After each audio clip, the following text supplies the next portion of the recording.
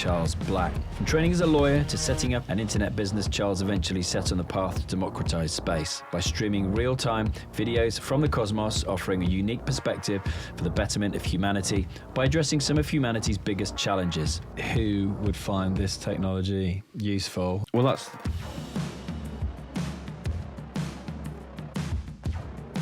So, to start with, tell me about that little boy from Yorkshire in the north of England who gazed at the night sky and dreamt of space. What are your initial memories? So I was fortunate to grow up on an old farm where we moved to when I was about 5. And it was just in a very small village. And so we got really nice dark night skies. And I used to just enjoy looking up at the stars. And I always remember having this thought about what existed before the universe. And I used to sort of, and it was probably something that the human brain isn't capable of comprehending, but like, what did nothingness look like before this all began?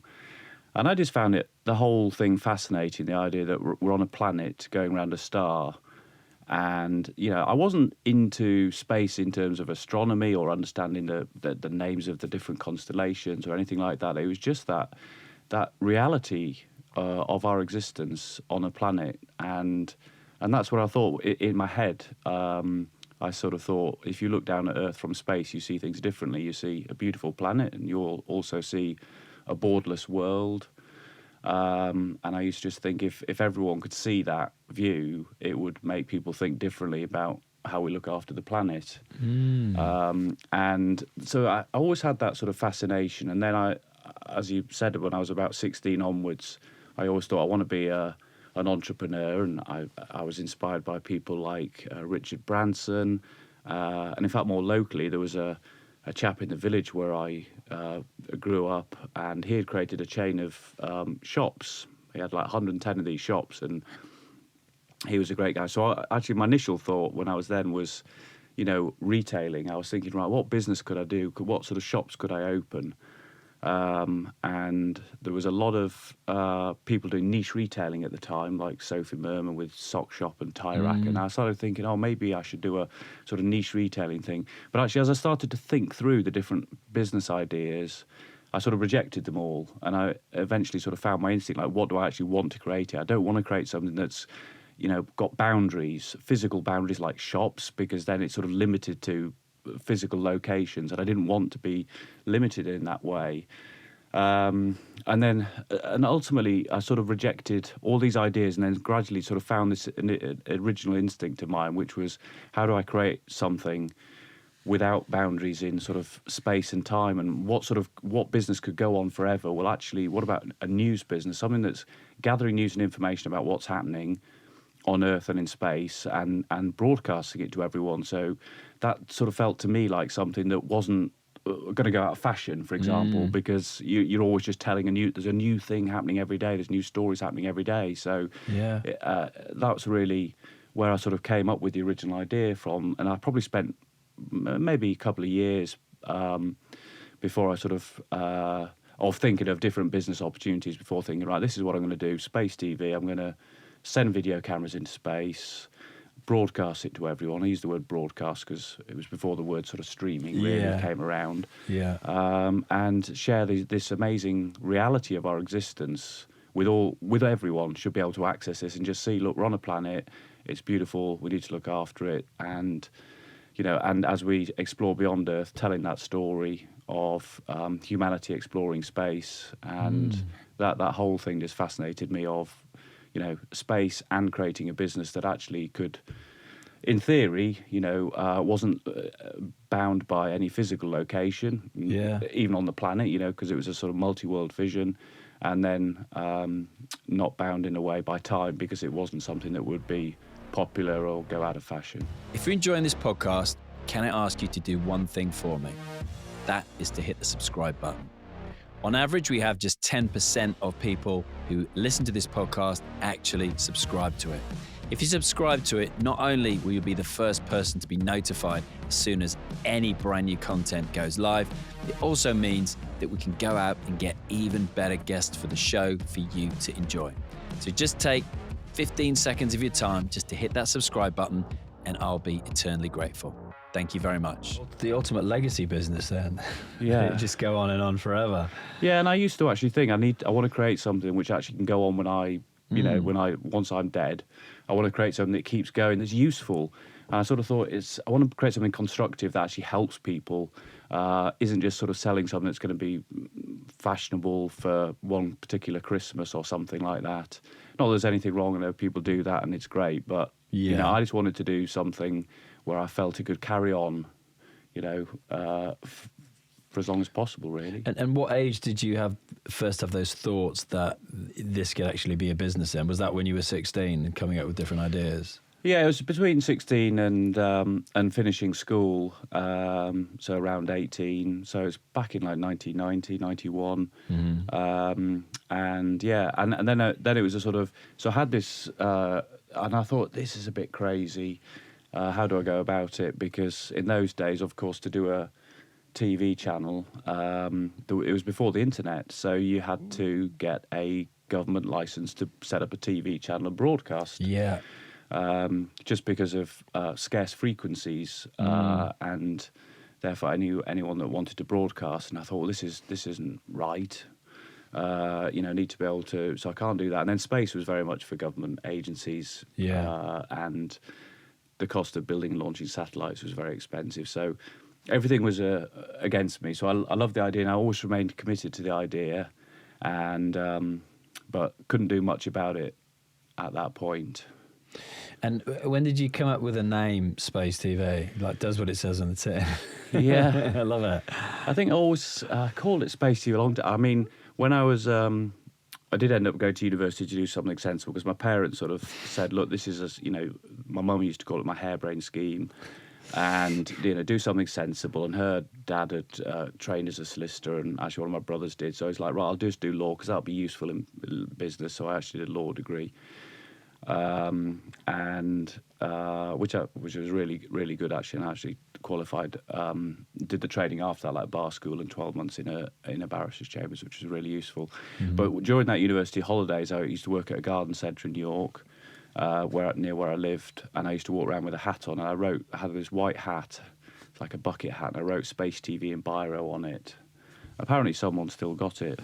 No way. Yeah, so that's when I came up with the name. Although the company's name is Sen, Space TV is actually the name I've given to our next mission, which is launching in March 24 to stream Earth live 24/7. We've called that mission just Space TV. They actually call that mission Space TV. Yeah, it's not necessarily a public facing thing. It's more of a designation. When you're engineering and building these models, you have to give to NASA or whoever's launching it, and everyone else. You have to give it a name for the global database of space assets. So that's what we call in the system. But like you say, for someone to have done something like that in the 90s or beyond that, which in the great scheme of things isn't that long ago when you talk about time, as a concept, but it would have been utterly prohibitive to have done something like that. Yet now, I could literally go on my computer now, set up another YouTube channel and stream it live without needing any government certification or anything like that. But I imagine, again, you still got, those layers of legality and red tape. You mentioned NASA before. You need somebody to launch the satellite for you. So what's that process been like? We'll come back a little bit to what you did before. But interested, as you mentioned, March 24 is not very far away. So you must be getting pretty excited. Yeah, I'm really excited about the next mission. We've launched our first satellite a couple of years ago, so we're streaming 4K video from that, and it's the first satellite that's capable of live streaming 4K video as well. So we can do that. Not constantly. We can do it as we fly over a ground station, which is like a big receiving dish, and we transmit the video stream down via radio. And we're communicating with, about 20 or so ground stations, and that number is increasing. They're all around the world, so we can live stream over Queensland in Australia or Greece or Italy or the Shetland Isles in different places. But the next mission is particularly exciting because it is a 24/7 constant stream. That's with a set of 4K video cameras that are going to the International Space Station, so they're going to be bolted on the outside of the International Space Station. Wow. You mentioned about the regulatory side. I mean, it's you do need a license to what's called a remote sensing license. It's the idea of the fact that you can take images of Earth from space, and it's something that sort of you arguably is part of international customary law that. And this is a fascinating thing, actually, which my sort of legal studies took me into, is, what is the regulation? What is the law about space? And the truth is that essentially it's a free-for-all. Right, okay. I was interested to know that. Yeah. So you have sovereign airspace above everyone's territory. Yeah. And then at some point that ends. It's not legally defined when it is. It's generally thought to be around 100 kilometres, what's known as the Kármán line. Yep. And then above that, it's just space, and no one can own space. That's Article 2 of the 1967 Outer Space Treaty, which basically means, space, including the moon and other celestial bodies, is not subject to national appropriation by means of use or occupation or by any other means, which basically means, and the reason they did that was interesting because this emerged when obviously the Soviet Union and America were in a space race to get to the moon. Yeah. And of course it was thought, well, what if the Soviets get there first, we don't want them to sort of plant a flag and own it, and vice versa. So they both sort of agree, well, no one could own it then. Right, but then, of course, right. the implications of that is that, well, if no one could own space, so. But I think that's right. We're all guardians for future generations of space and other bodies like the moon and Mars and beyond. But regulatory-wise, getting back to that point, digressing a bit, you need a remote sensing license, and that's where you operate it from. So the next mission, we're actually operating that out of the US, where we have a wholly owned subsidiary. So we have a license from the US government to do that. Okay. And then the satellite is actually operated for us by our satellite builder out of Lithuania. So they have the sort of regulatory approval. Going forwards, we're going to launch more satellites, and we may operate them from the US or the UK. We'll make that decision at some point in the next year or so. And so, you had this idea when you were a teenager, and in the intervening years, as you said, you trained as a lawyer. You took the advice, subtle or not so subtle, from your mum, which I'm sure that you can understand now, being a parent yourself. I know I can. And then you also did decide to go into business yourself, and you founded a bit Nastar, founded a business which you eventually sold, exited. Yeah, so it did exit. Actually got bought in about 2020 by a private equity group. By that time, it had changed quite a lot because I did a listing on the London Stock Exchange AIM market in 2005 of that company, with the idea being that we could grow through acquisition as well as organically. Mm-hmm. So we bought a couple of businesses, and then actually, when I stepped down as CEO in 2014, we actually had sort of merged with another company which was doing the same thing that we were doing. They had far more better sales and we had really good technology, so it was a really good combination. And then after that, they acquired another 2 or 3 businesses. But that's what I wanted to sort of get on with Sen. But yeah, going back to the story, I sort of always had the idea, talked about it all the time, and I was thinking about it all the time. Like I said, I used to tell people at the garden centre, I'm still friends with them now, actually, I need to create my space TV channel. And I sort of felt this is my responsibility. This is what I've got to do in life. So I felt like an obligation to try and do it. And so I was always looking at ways. And actually, when I said law was really interesting, and it was, and one of the things I studied was media law, because I was interested in this about regulating broadcasting and TV. And that's when the internet sort of started. I was at university in 92 to 95. So, and I actually thought, right, you had to do a dissertation as part of the degree, for my media law. I thought, well, I'll write about the fact that now the internet's come along, anyone should be able to broadcast without a license, essentially create a YouTube channel, as we think of it now. Because the internet meant you could have unlimited number of channels, so the government doesn't need to therefore say you can or you cannot, broadcast. And it's funny when you think about YouTube and what people can do now, because in the old days you'd have to get on a TV channel, you'd have to, either pay the broadcaster or try and launch your own channel, and it's heavily regulated by the government. So I wrote a paper basically saying, look, anyone should be able to broadcast with streaming, that technology. And that paper got published in Toller's Communication Law in, I think, January 96.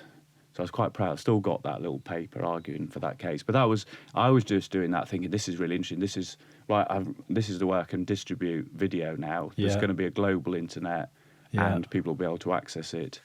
But I did finish off my training, and I really enjoyed that. And eventually, I got a picture with my wig and gown on for my mum. Still got it. I didn't only hired them a wig and gown for the day because I knew I wasn't going to carry on. But I got the photo done. Really? Yeah. Interesting. You had to have them for the when you get called to the bar. Yeah. So you have to. There's a ceremony and you have to wear your wig and gown. Yeah. But, and what was people's reactions then? Like you felt you had an obligation to do this, to see this through ultimately at some point in time. Was that your overarching purpose in life? Did you feel? I did feel that, yeah, and sometimes it's quite hard, and I've sometimes just thought, but I can't sort of think of anything else to do, and it's like I couldn't just walk away from it. And I know this will sound a bit odd, and it's like, I'm not sort of religious, but I do sometimes think, is this my sort of calling and things like that? And there's a couple of times, this is a bit odd, but I used to think, well, it's a real obligation, I've got to do this, I've got to devote my life to doing this. And I remember once, because I used to walk a lot and think, I used to spend my childhood like just walking and thinking things through, like, what am I going to do in my life? How am I going to do this? And I remember just walking along and just stopping in this field and saying, right, do I really need to do this? It was almost like, I feel like, you're right, yeah, I've got this vision now, I've got to do it. And I said, right, if this is my calling in life, I'm going to, without moving, I'm going to find a 4-leaf piece of clover. And I looked down without moving my feet, and I found a 4-leaf piece of clover.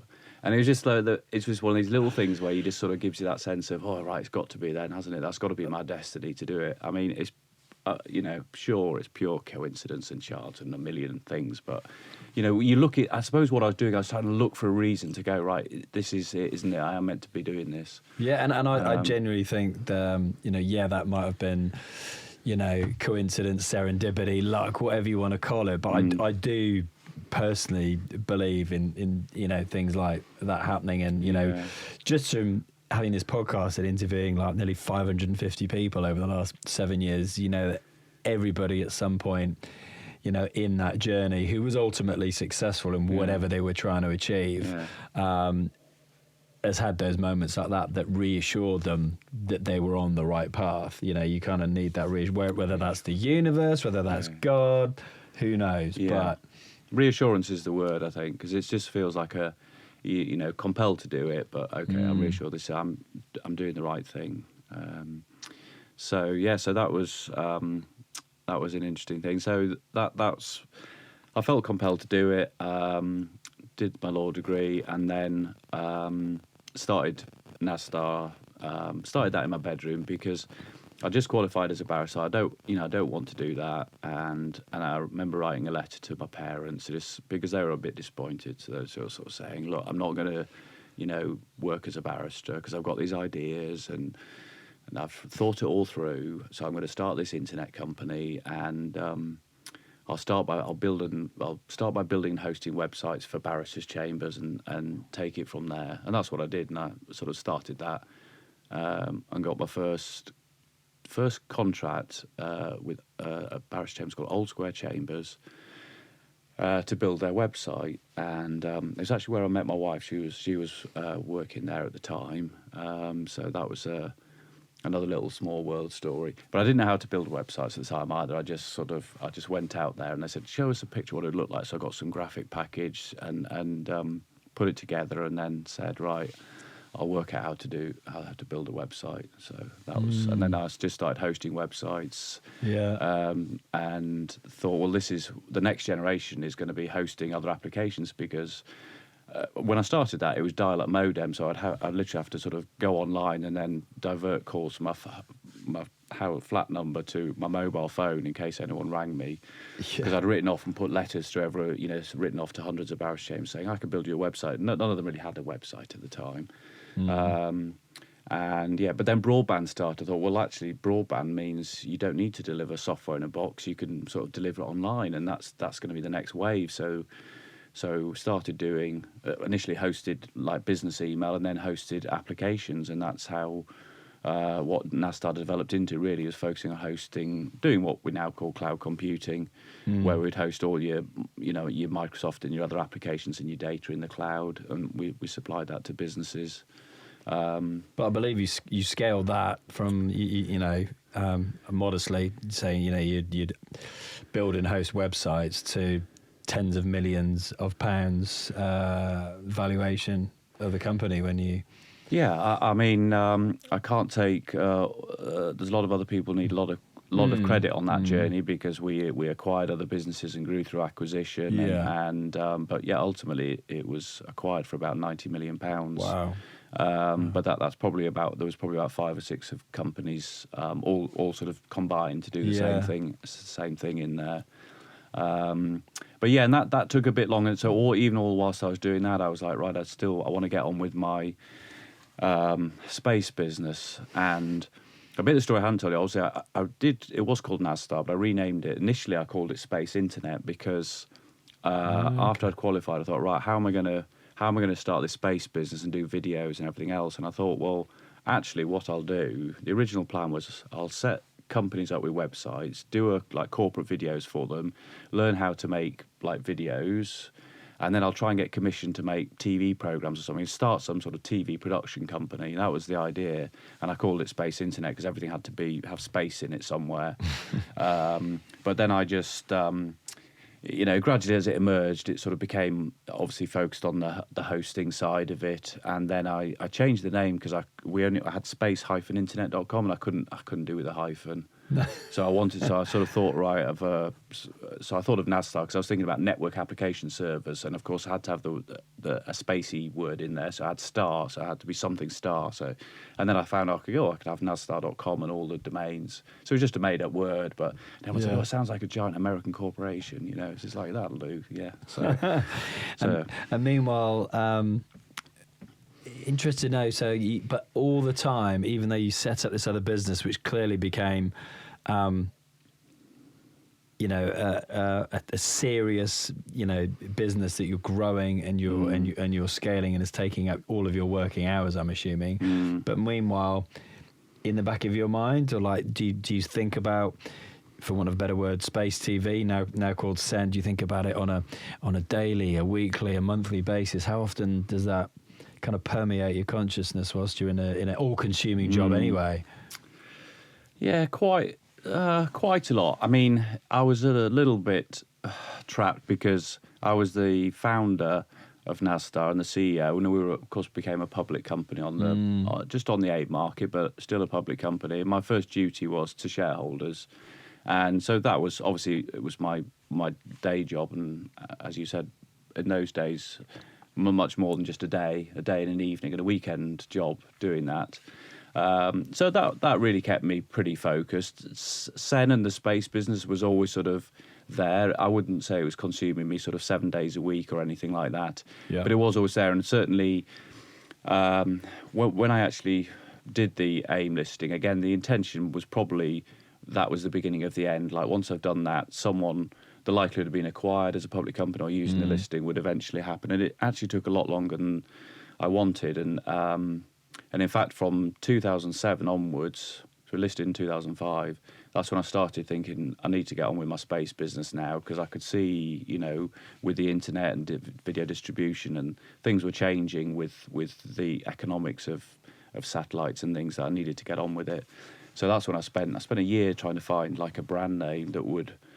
So I spent a long time just going through all the tests of how can I find that something that's going to be a good consumer name, that's you can only pronounce it one way, it's easy to spell, I can get the .com, and I was looking at acronyms, so like Space Network and Space, Exploration Network, and that's what I came across then. And so I bought that in May 2008.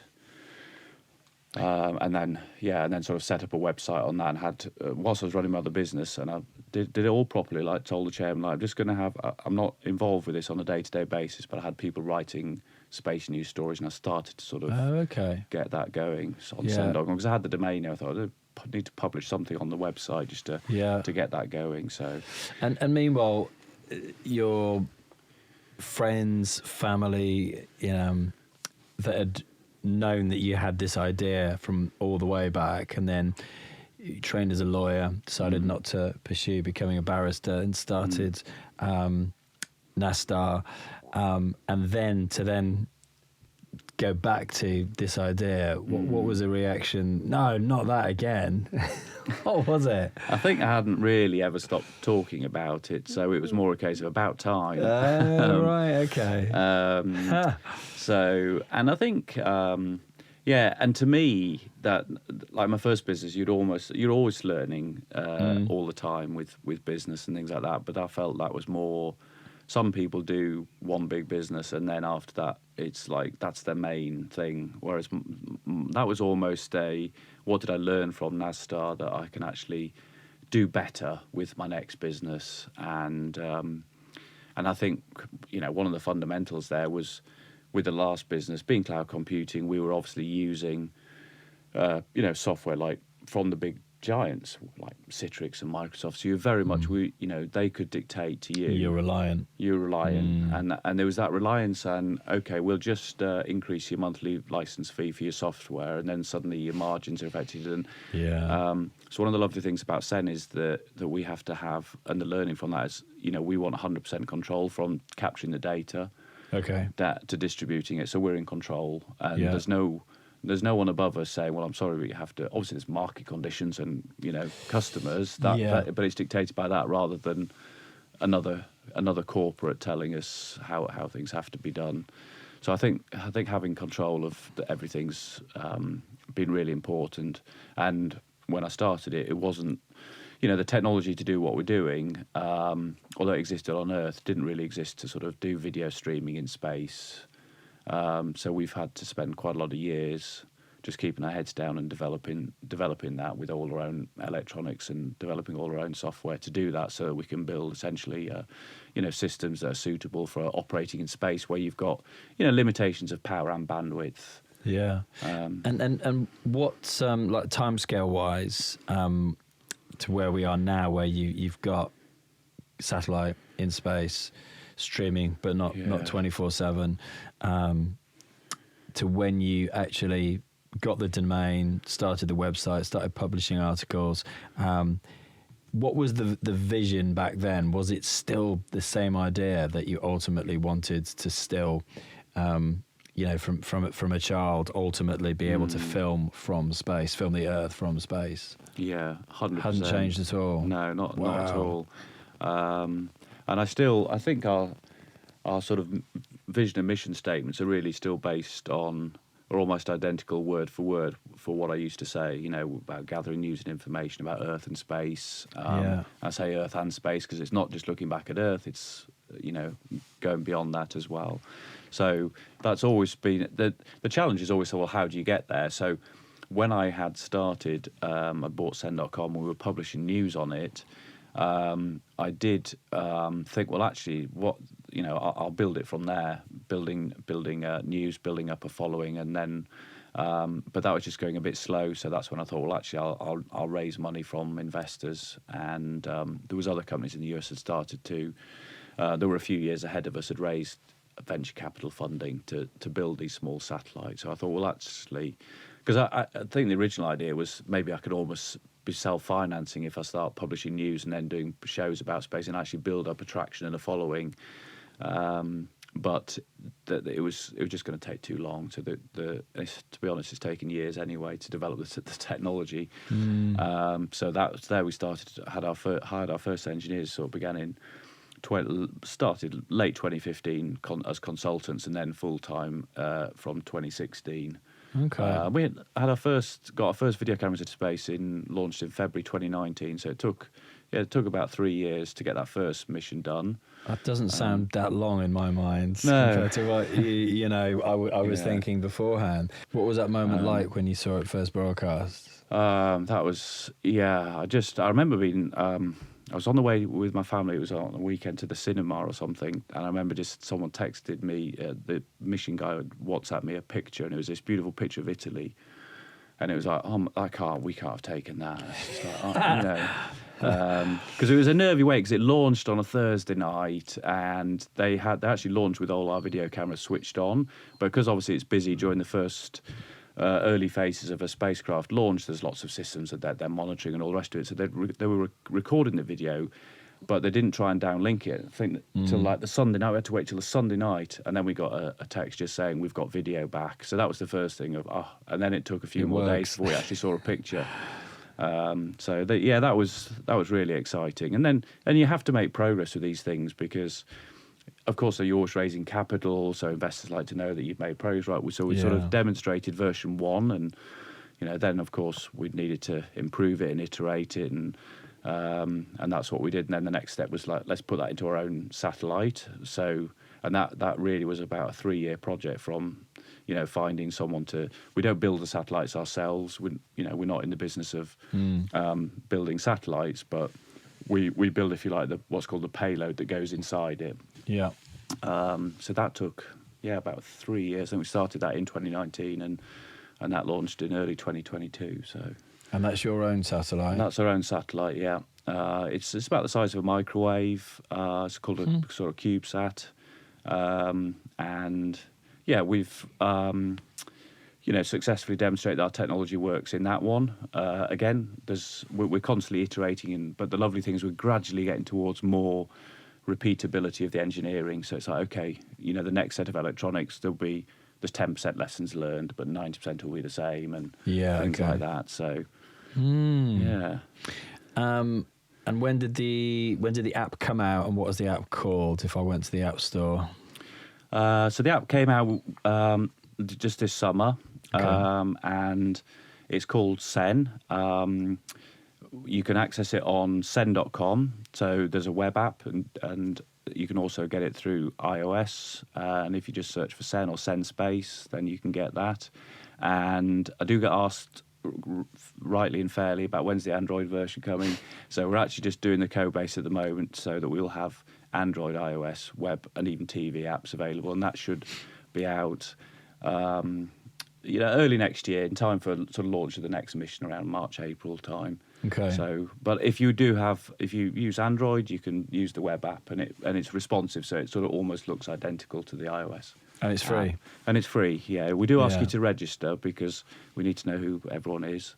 But it's freely accessible, and we're still heading towards what I call daily operations. So it's like we've spent the last 2 years still further developing the software.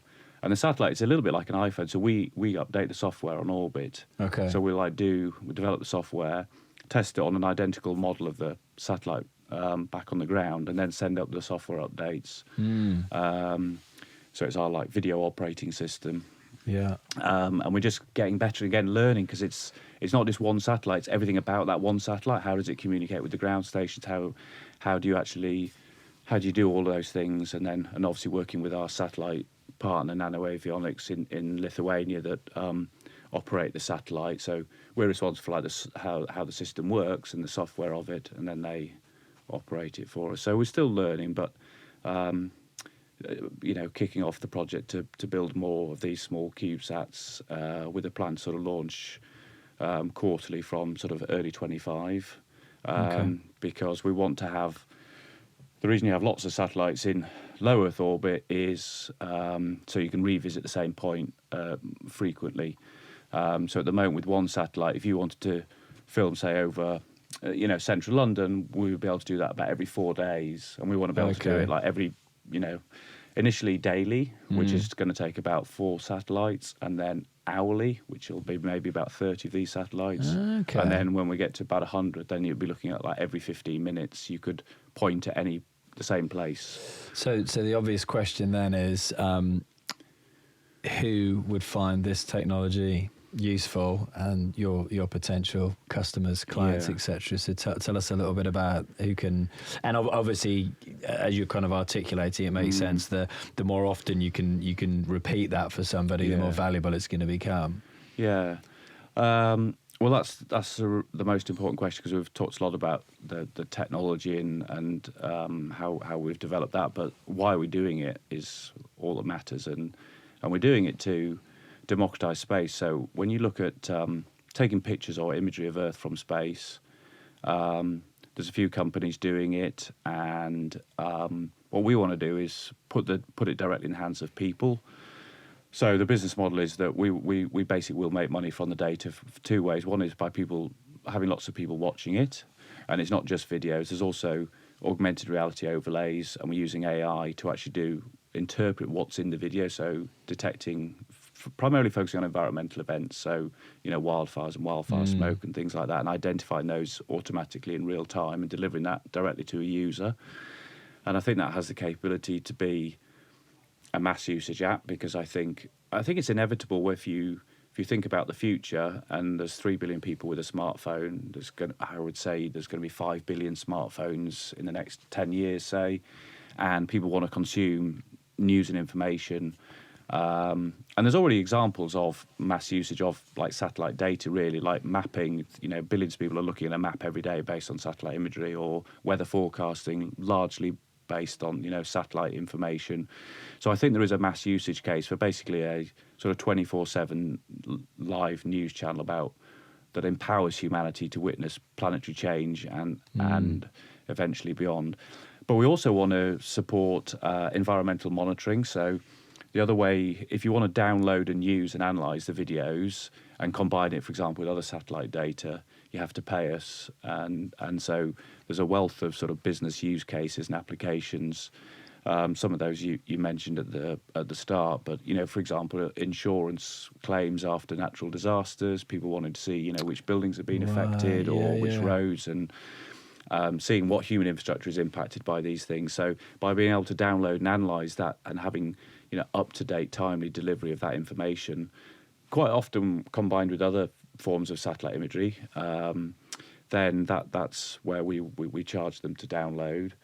But we're finding new markets, and we don't want to be restricted, as in we want to work with partners who go, oh, this could be useful, and we would charge them for downloading. But then what they do with it, they can use it in an insurance claim, or use it to do a map of real-time cloud information, or monitoring floods in detail. So we're looking at. We're talking initially to like government agencies responding to natural disasters like wildfires. And the vision really is that the government and business revenues will sort of enable us to make a profit, and then from if you like the free usage will drive enough application to get sponsors in the same way that other media do, whether you're traditional TV or even social media based on advertising from sponsors. Okay, and if you could reflect back then from the initial vision that you had to where you currently are you currently where you want to be? Yeah, I mean, I sometimes say I wish I had a wand, because you want to get there. I could see it, and there's so clearly, and it just takes so long, especially doing the space technology. But I think we're sort of like 7 years in now in terms of the technology, so we're getting to the point, as I've said, where that's repeatable and reusable. So it's a bit like anything, like a prototype car, or it took years for Elon Musk to get his first rocket launched, and obviously that's immensely complex technology. But then you do start repeating it. So then hopefully we're nicely positioned to scale a bit quicker. And I think what's exciting about, in terms of where we want to be, I think next year the visibility and reason for what we're doing will become more apparent because of this next mission. because it's, you can basically watch Earth live 24/7 and it's free.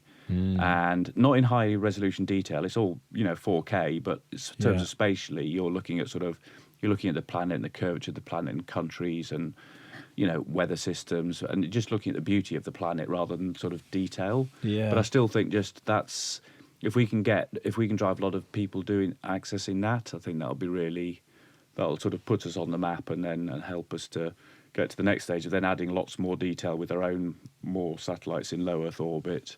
So I think we're sort of where we want to be. I mean, ideally, we've done it quicker. Yeah, there's definitely mistakes that I've made along the way. Even at the start, probably could have started a year or two quicker. Probably spent too much time thinking about how to go about it.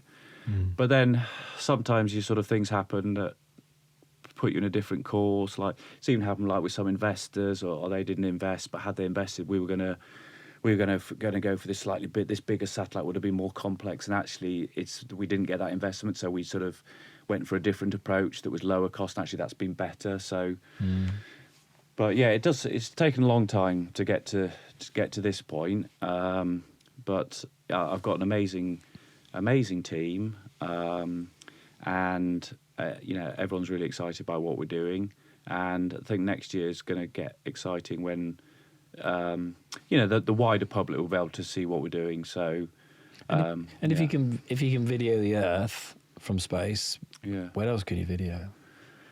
Well, exactly. We could do. We want to sort of film. We want to link it as much to, the human story as possible. So we've also got cameras looking at part of the space station. Okay. So we're going to get really nice 4K live stream of spacecraft and crew as they arrive at the space station and dock and things like that. So that's going to be really exciting. And of course, we want to go to the moon as well. I think when humans, there's so many missions planned over the next few years to go back to the moon, whether it's governmental funded missions by various government space agencies, but also private ones like SpaceX and others are planning lunar missions. So I think we want to be sort of capturing that. And I think, if you think of the first moon landing was, I think, got something like 600 million TV viewers, following that. Wow. And of course, so that in today's currency of population is probably, a billion plus. And then if you think about technology to actually be able to access video now, there's a big audience there. But I really think the independent media there, because there are different actors, both state and private actors, and so we're a sort of third eye, if you like, sort of telling that story. So we do want to get cameras, and it's one of the reasons I designed the idea of hosted cameras. Was the thinking was not just other spacecraft, but could we have cameras one day on lunar rovers or Martian helicopters? And it's just about having as many views as possible that can tell that story of space exploration, which I think is a journey that we should all be part of. I think all of humanity has a right to sort of, because space is this free for all, like I mentioned, it sort of feels like we should all have a say in how we explore space and how we benefit from the discoveries, and that knowledge should be sort of shared for the sum total of improving life on Earth, really. You mentioned earlier off air about a superpower you might have had. I was going to say, what one thing did you need to enable you to turn that original vision that you had as a boy into what you have now, i.e. cameras in space videoing the Earth? Do you think that was your superpower that you alluded to? I think having the idea, and then you need a sort of, I guess, a lot of resilience, as you know, from starting your own businesses on your own as a sole founder. You have to be very determined and focused, obsessively so, I think, because you do get knocked down a lot, and you hit a brick wall, and you've got to sort of dust yourself down and keep going, and sort of always say to myself, just enjoy the journey, because it's like I say, I want to wave the wand, and just suddenly you're there, and suddenly we've got, we've got hundreds of satellites and we're just everywhere and just got this. And I think we'll get there, but just got to. You won't enjoy it unless you sort of try it and enjoy it as you're going along and take pleasure in some of the achievements you make as you're going along the way. Definitely. Yeah. But yeah, you got to be. And I'm all in really. I've sort of still rent a house with my family. I think there's all the money I made from my first business got rolled into. I went for years without paying myself a salary as well at the start of this, which was probably a bit stupid really. But I do say to people now, it's actually quite good for investors. Do like to know that you're all in. Yeah. As in, well, I've got a few bits of furniture at home I could sell, but apart from that, I'm pretty much like all in. I'm all in. and look, Charles, for those who want to get to where they want to be with their visions, who keep procrastinating, can't take that first step to actually start the thing they want to do, whether that's a podcast or a business or whatever. What would your advice be to help propel those people forward? I think you've got to, do it, go for it, because it's a really satisfying thing to sort of create something from nothing and to have an idea in your head and turn that into a reality, something that's tangible, whether it's a physical product or a sort of intangible data product like ours, is immensely satisfying. I always think but if you're going to do it as well, go big, think big is my sort of feeling always, because I think the world, entrepreneurs with big ideas can help sort of change. Make things better. Don't accept any convention or the way things have been done and just think, can it be done better? Because there's lots of things and areas that could be done better. Yeah, and true. So actually, if you can focus on an idea that's going to do something a lot better, and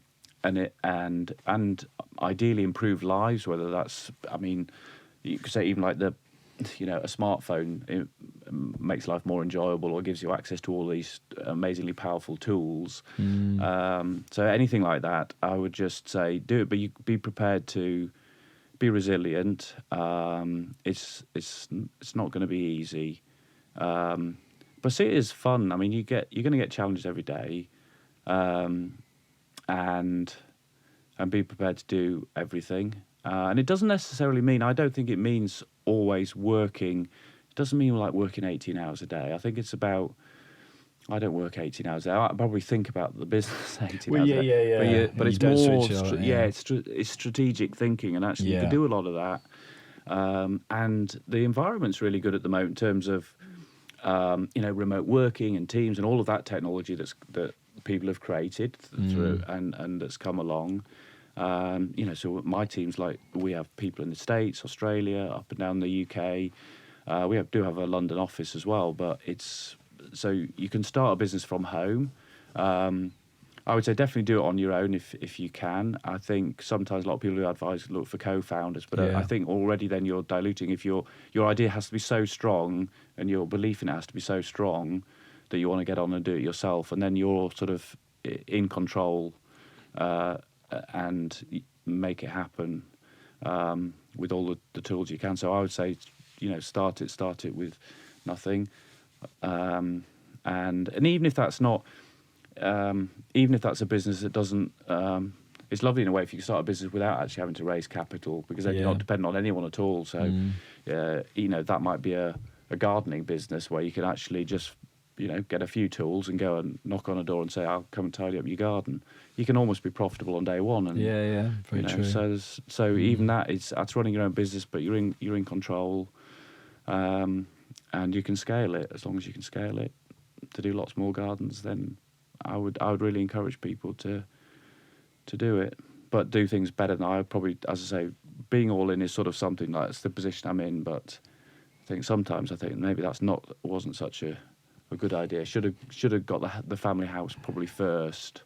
It's the hindsight, isn't it? It's the hindsight. But I always put it off. When I had my listed company, I was always like, well, I can't I'm not going to sell shares, because once you're a public company, then investors will think, oh, why is the CEO selling shares and things like that. I always look back and think, well, I think they would understand if they go, well, look, you've put 10 years or 15 years of your life into you built some value, you're allowed to take something out, and actually that's the one mistake a big mistake I made in the past, is like not taking it out as you go along. You have to, if you're creating value, because otherwise you just you'll end up like me in your early 50s without a home. But all in. But I've always had that belief, and I think you'll relate to this, Alex, as an entrepreneur. You sort of, I have friends that say, oh, your risk profile's off the scale. It's like, I don't see it as risk. It's like, I see it as, well, this is going to happen. Yeah, 100%. You almost feel it's inevitable. Totally. And our conversation I was having with a guest previously, with Benita, who's youngest British female to climb Everest, and it was like, well, it was going to happen, so nothing was going to stop me. But now, having had children, the thought of going back and doing it, she wants to do it, but you're then thinking there is a serious risk of dying. Like, she was helicoptered off K2 because she had altitude sickness, hallucinating, and you just think, wow, it's interesting what changes your risk profile over the years, or not, as the case may be. But yeah, really, really interesting conversation. Lots of conversations within conversations that could come off the back of this, but we're of your time. So I'd like to thank you very much for coming and sharing. And first thing I'm going to do is I'm going to go to the App Store. I'm going to download Sen, S-E-N, register, and be able to view planet Earth, which we are all currently on, as far as I'm aware, from space. And I thoroughly encourage all of you to do the same. For those who want to find out more about the journey you're on, just sen.com and Charles Black on LinkedIn. Yeah, absolutely. Okay. Please do check us out, and thank you very much. Thanks for watching this episode of Screw It, Just Do It. Let me know what you thought of it in the comments below this video, as this episode helped move you closer to where you want to be. All that I ask is that if you enjoyed this episode, and then it's moved you closer to getting to where you want to be, that you share this episode so that it helps one other person do just the same. Just ask yourself, what small action will move you forward to get you from where you are, and screw it and just do it. Until next time.